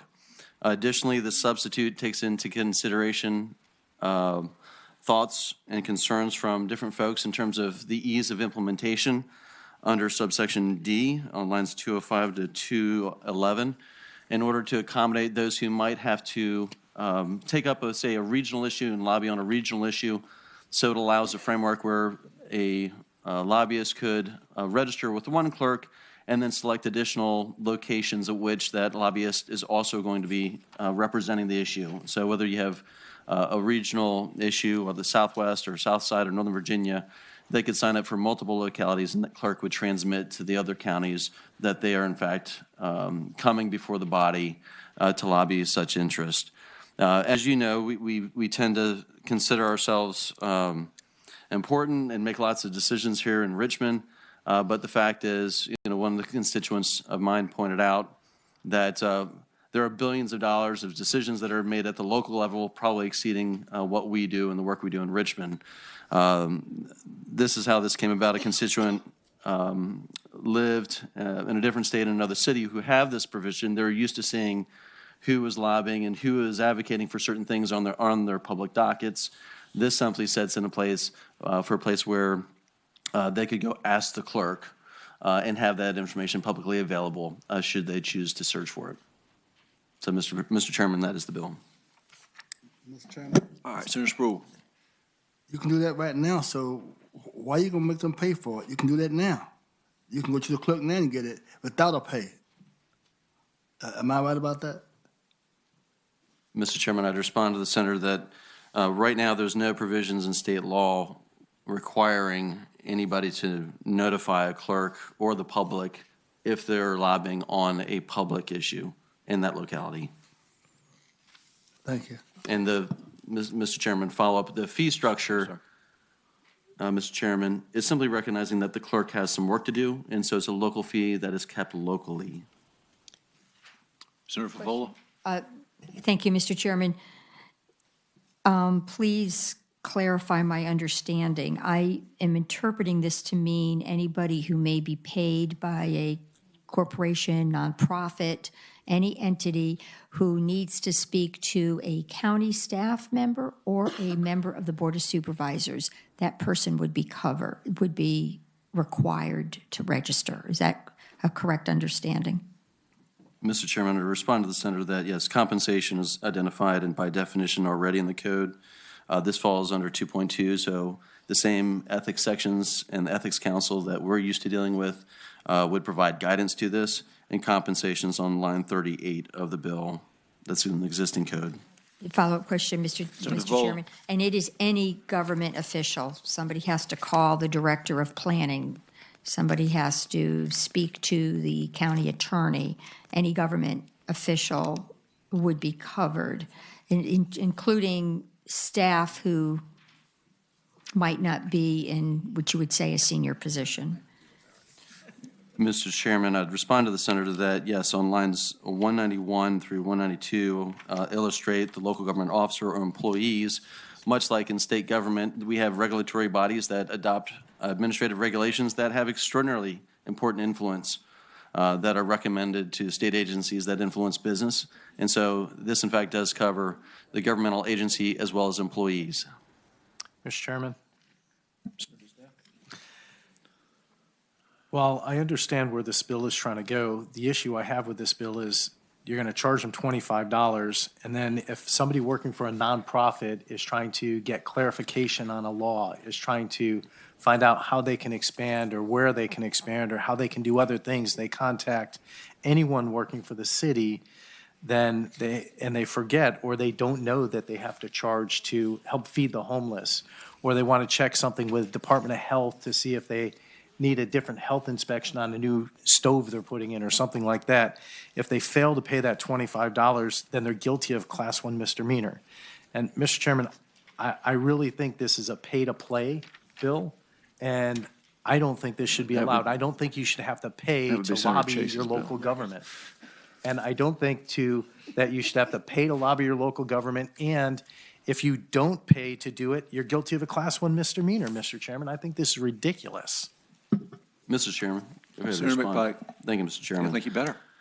So, we just experienced several different lobby days. For instance, banking day. I had tons of local bankers in my office talking to me about issues. This is the same exact context. They also have a paid lobbyist that's compensated to advocate for the General Assembly. It's the exact same context. The local bankers sat down in the office. We talked about different issues. They made their positions known. They're not there in the official capacity. They're there to help represent the entire community. And so I think there's well-defined places already within the Ethics Commission and guidance to help formulate this framework locally. Mr. Chairman, a follow-up, and I'll present this as a question. So when the bankers came, there was the lobbyist for the bankers, and they had a couple of tellers from Navy Federal Credit Union. They did not, and they were not registered lobbyists. The way this is written, those tellers would have to pay $25, and if they did not do that, they'd be guilty of a Class 1 misdemeanor. Is that correct? Mr. Chairman, that's not correct. Mr. Chairman? Senator Sproul. And two concerns I have. It's $25 right now. So later on, it could be more if they choose, if local government choose to, then could that $25 be changed to something else? 2 years from now, could they say, I got two questions. Could they say, it's $25 right now, could they say 2 years from now, they want to raise it to $50? Mr. Chairman, to respond to the senator that they would not be able to change that without coming back to the General Assembly. The second question, Mr. Chairman. All the time that we have lobbyists or citizens that we in Chesapeake do dial 3-2 city, and that they have a concern, even if the lobbyist have a concern, and they say, well, they refer them to the Planning Commission, not the BZA, for example, because sometimes they don't know whether something should go to the Board of Zoning Appeal or the Planning Commission. So it could be a lobbyist. Then we direct them and say, no, you need to call this person or go down and talk to that person. So now, so you can charge them to do that. They're getting paid for that. That's their job, is to assist, whether you're a lobbyist or whether you're a citizen. It's their job, whether you call or go in person, to assist them. And I think it's wrong for them to piggyback on charging someone for the locals to do their job anyway. And I can't support it. Mr. Chairman, I'd respond to the gentleman. You see in the code, in the proposed section, that land use attorneys are specifically excluded for land use approvals. There are attorneys that are already listed on the application. There are already those who are official representatives that are listed on public dockets today. So it's already well covering those who do regular business with the locality. Mr. Chairman. Donovan? Thank you, Mr. Chairman. I too have some concerns about this legislation. One of them is that how cumbersome it is. When somebody is advocating for a certain issue as a paid advocate, they may be in many localities. And the repetitive registration in a multitude of localities sets someone up not only for a really inconvenient bureaucratic process, which I don't think we need to be doing, not to mention expense, but it sets them up for making an unintended error. And I think affixing a crime to this, a misdemeanor, is also just overreaching. And I think the goal of transparency is reasonable and even noble. I think that the process that's been created is unnecessarily cumbersome. And I'm wondering if there isn't a way this can just be reported centrally, either you're lobbying and you're registered in the state of Virginia, as is already the case. Instead of this new process that we're instituting something in addition to what we already have in place that's expensive, cumbersome, and prone to error. Any other questions? Committee operates by motion. Mr. Chairman. Senator McPike. To follow up on the Senator's statement and or question would be the suggestion, as I understood it, is she's suggesting that the bill be sent to the Ethics Council for further evaluation, that there is some merit, however, maybe the mechanisms, is that what I understood, to potentially be a little bit better worked out and fine-tuned? Well, Senator Donovan. Mr. Chairman, yes, I think there's already a central registering process that we have for the state of Virginia if you're going to lobby. And before we create new processes and new fees and new expectations, I think we should probably, I would be, if the patron is amenable to sending this to the Ethics Committee for review and reconsideration next year, I think that would be a very reasonable process. But it'd be nice to use what we already have rather than set people up for failure and expense. Mr. Chairman, if Senator Donovan is inclined to make that motion, I would second it because I have some suggestions that would perhaps tighten this up, but I would like a body who has some subject area knowledge on this. Mr. Chairman, so I would welcome that motion. Mr. Chairman, before you send it there, there's not an ethics question. We're not saying about it doing anything wrong, violating the law. To me, it's a question that you're overreaching. You are allowing local governments to get some money on something because a lobbyist or anybody asks for help on which direction that they need to. We do this all the time in Chesapeake. Now, if you want to call about Chesapeake and Norfolk, then fine. I'm saying, but I think it's overreaching. It's not needed. It's not an ethics problem. So if y'all are trying to hide behind something, either not kill a bill or pass a bill by sending it to the ethics committee, it's not an ethics problem. Let me ask Probably it shouldn't be. Let me ask a question, staff.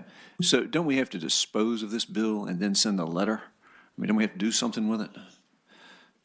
Mr. Chairman, I move we PBI the letter, PBI the bill. Second. Hang on a minute. Whoa. All right, let me get some clarification from staff, and then we can do one motion at a time. All right, Dave.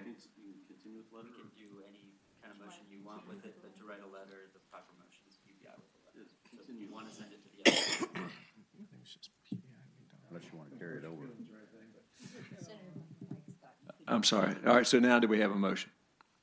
PBI. Second. Is that PBI with a letter? No, sir. I think the Ethics Committee can consider this and this can be discussed, but I am concerned about giving the Ethics Committee a directive to develop a process because I'm not sure a process is needed. So I think the question can be asked without a letter. I think the suggestion was that the letter would just ask them to look at it, not necessarily develop anything. But if that's your motion, that's your motion. Mr. Chairman, question, Mr. parliamentary inquiry. All right, hang on a minute. We have a parliamentary inquiry. You've never had one of those here. I know. I'm not sure it is I'm either. all the Twitter. It's the most exciting committee ever. Isn't it not possible to pass the bill by and also send a letter? Continue it. Continue it to next year and send a letter. And that was the question. Good, thank you, Brad. Mr. Chairman, parliamentary inquiry, once the pending question has been called, I believe there's no other motions, no other things that can be done except a vote on the question that's being called by calling the pending motion. You can't, not when you've called the pending question. It would occur to me that one of that the original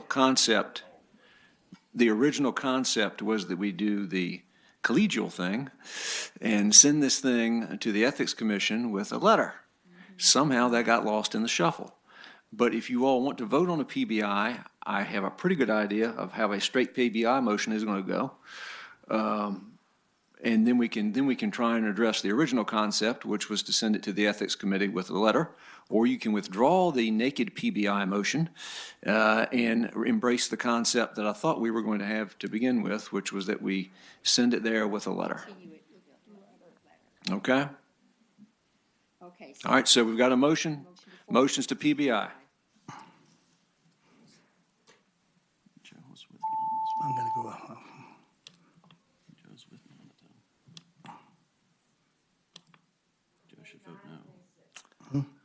Oh, I forgot about Senator Spruill.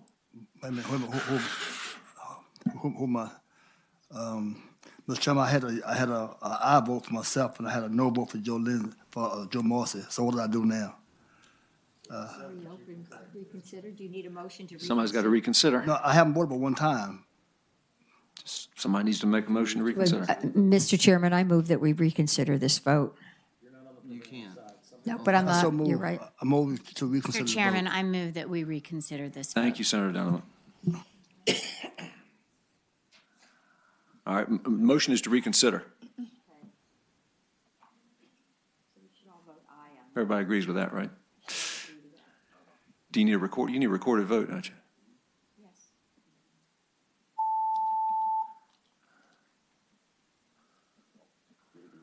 All right. Okay. All right, so the motion of PBI is back in front of us.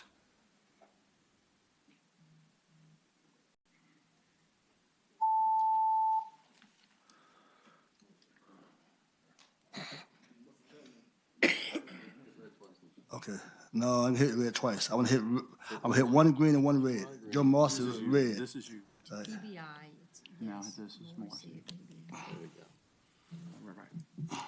Same result. Yeas 8, nays 7. All righty. Bill's PBI'd.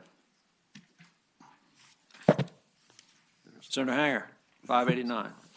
Mr. Chairman, that today with the chair's permission. Sure, some people sure. working on that. That's one I presented last week, and some people are working on it. Absolutely. I think that leaves us my bill. Oh, I'm sorry, Senator Bell. I'm sorry, Senator Bell. Yeah. This is for. Wait a minute, we gotta go through. Mr. Chairman, you want me to go ahead and present mine? Yes, please.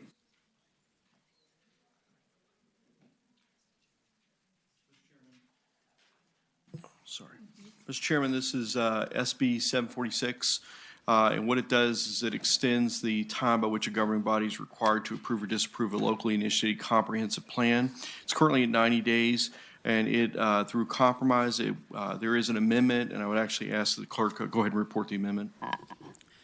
Mr. Chair, there are two line amendments. They happen, they do the same thing, and they're on lines 22 and 38. So after the word within, instead of 180 days, insert 150 days. And those are on lines 22 and 38. Senator Stanley moves the amendments. Senator Howe seconds. All in favor? Aye. All right, Bill's before us as amended. Thank you, Mr. Chairman. So the comprehensive plan For background, localities are required to update this every 5 years. Some of the high-growth localities, such as my locality in Loudoun County, the comprehensive plan is very complicated, it's complex, it's lengthy. Just for a point of clarity, we have 33 people a day moving to Loudoun County, and that's been steady for the last couple of years. So the comprehensive plan is a big deal, and 90 days is a very tight time. So this compromise would mean 150 days, and if there's 25 parcels or more, it would give them more time to do this correctly versus rushing and possibly making errors. I do have someone to speak to this, and to my understanding, there's no opposition. So with that, Mr. Chairman. All right, someone want to speak in favor? Thank you, Mr. Chair and members of the committee. I am Sterling Reeves from Hefty, Wiley & Gore, representing the County of Loudoun. Loudoun requested this bill and has worked with the Home Builders Association to gain their concurrence. This extension of time from 90 days to 150 days would apply only to comp plan amendments that were initiated by the local governing body and apply to 25 parcels or more. So it's major comprehensive plan amendments initiated by the local governing body. It would not affect comprehensive plan amendments proposed by developers, which was an important concern of the home builders. The reason that the extension is needed is that when a major comprehensive plan amendment comes back from the Planning Commission, oftentimes it's necessary and appropriate and helpful that the governing body be able to hold workshops and public information sessions throughout the county to gain the concurrence and input from the public. And that's the purpose of the bill. I'll be glad to answer any questions. All right, any questions? All right, anybody opposed? All right, let's get a motion I move to report as amended. as amended. Second. All in favor?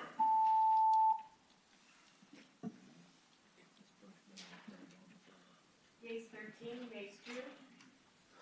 All right, the bill's reported. Now, First bill. Senate Bill 787, which is my bill, the Norfolk Arena bill. If you all will turn your attention to that. This bill seeks to facilitate a facility which would serve the role of primary entertainment and sports hub for a larger marketplace from the perspective of current supply. Such a facility is missing. Existing facilities are either too aged, too outmoded, or too small to serve in this role. This facility size would be about 15,000 seats and is appropriate for but does not overbuild our market.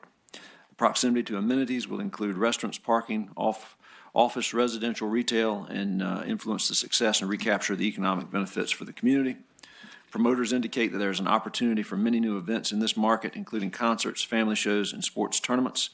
Comparable facilities across the country are performing well with a smaller market to pull from than that exists in Norfolk. So that's what the bill seeks to facilitate. I believe Thelma Drake is here. And we also have some amendments to report. I'm sorry. Mr. Chair, there are 8 line amendments, so I'll just go through these individually. On line 68, after the word within, strike the number 120 and add the number 60. Again, that's on line 68. 60 days instead of 120. On line 159, after the word facility, add the word exclusively. And that same change happens on line 182, after the word, 164. After the word facility, add exclusively. So that's 159 and 164.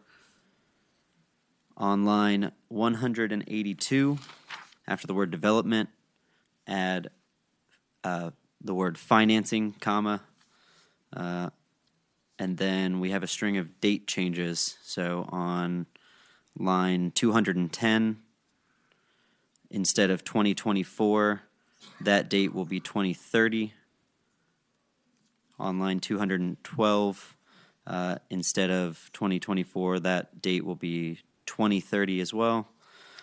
On line 213, after January 1st, instead of 2024, that's also 230.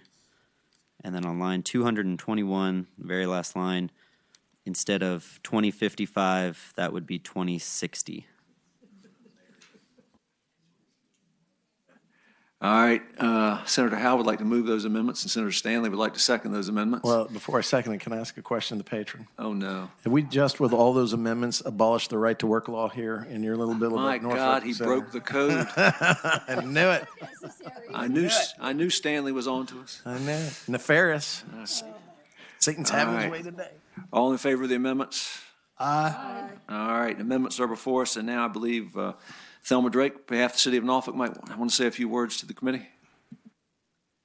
Thank you, Mr. Chairman. Mr. Chairman, members of the committee, thank you for the opportunity to talk to you about something that's been a real priority for our mayor, Kenny Alexander. For the last few years, he's been talking about how to get an arena, possibly sports, but certainly an arena that would be entertainment in our Southside Hampton roads and serving also the northeastern North Carolina market. As the chairman said, most of our facilities there are outdated, they're small, and this would fill a particular gap to be able to do that. Last year, at our State of the City address, Mayor Alexander charged city staff with making this happen. So this bill is a result of that, to come here and seek the authority from the state to do the bonding, to have the tax revenues that go along with this. There are discussions ongoing with developers. There are 2 different sites that the city is looking at, and I certainly hope it would be your pleasure to pass the bill. All right, any questions? Move the report, Mr. Chairman. Mr. Chairman. This has to, I'm sorry, the proper motion, this has to go to finance if we choose to report. Senator Hanger? Mr. Chairman. Ladies and gentlemen, you've had speakers before the thing. Is there anyone here speaking against the bill? Well, I think they would have come up, but I told them they weren't allowed to come up today because I didn't know where they could park. Well done, Mr. Drake. Well done, as always. All right. Mr. Chairman. Senator McPike. Just a follow-up question. So this would... Feels good to be back here again. Welcome back, Mr. Chairman.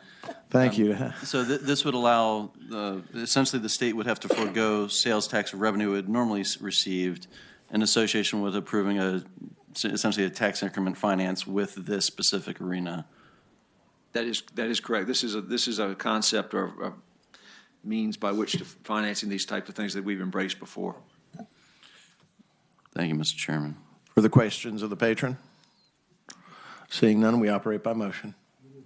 Mr. Chairman, move the report to refer to finance. The motion has been made to report and re-refer to finance. A second properly supporting said motion. Is there any discussion on the motion? Seeing none, open the roll. Clerk will close the roll. Yeas 13, nays 1, abstention 1. Yeas 13, nays 1, abstention 1. Your bill is reported and re-referred to finance, Mr. Chairman. Thank you so much, Mr. Chairman. Thank you. I believe that completes our docket for the day. Am I right, folks? Mr. Chairman? Senator Sproul. Based on the time it took us to do our business here, so instead of doing it afterwards, so we will have time before we go to our caucus meeting, then if it's okay, that we would have the subcommittee to meet at 8 o'clock. That means 1 hour before our regular meeting at 9 o'clock, because that way, the way it is now, we wouldn't have time to do a subcommittee meeting after 11 o'clock. All right, Senator Sproul. Yeah, Senator Sproul is suggesting that his charter subcommittee meet next Monday at 8 o'clock. Is that correct? Yes, sir. All right, okay. Anything else from the committee? All right, we are adjourned. I'm on the companion animals.